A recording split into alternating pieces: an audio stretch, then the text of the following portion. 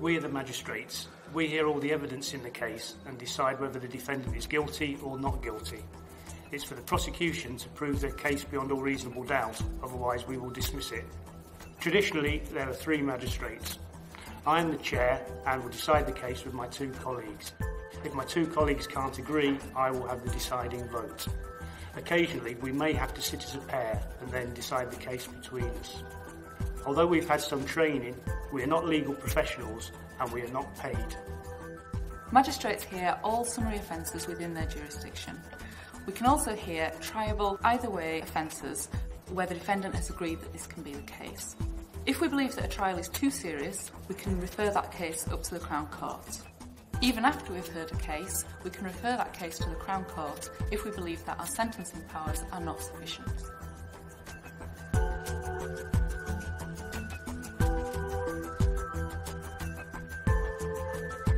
I am the legal advisor to the justices, although you may still hear me referred to as the clerk of the court or the magistrate's clerk, and I am legally trained. My job is to ensure that everything runs properly and that all the proper procedures are followed. I will ask a defendant to enter a plea, and I will ask witnesses to identify themselves. I will advise the magistrates on legal matters, and I will ensure that only admissible evidence is put before the court. If a defendant is unrepresented, I will advise them to ensure they get a fair trial.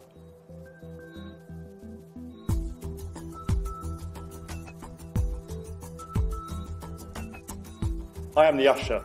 I ensure that all witnesses have answered their summons.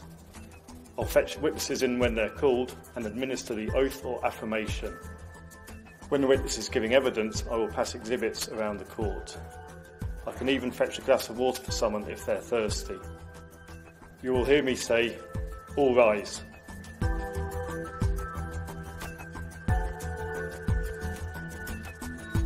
I'm the prosecuting solicitor and I present the prosecution case.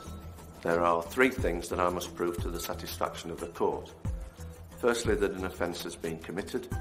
Secondly, that the defendant has committed the offence. And lastly, that all the evidence has been gathered in accordance with the correct evidence gathering procedures. If I fail to do any of those things, then the defendant is entitled to an acquittal. I will ask questions of prosecution witnesses to enable them to give evidence. I cannot ask leading questions or suggest answers. Obviously, I can only present evidence that has been gathered fairly. If there is a case to answer, and the defence call witnesses, then I can cross-examine those witnesses. Remember that prosecutors are only as good as the evidence they are given.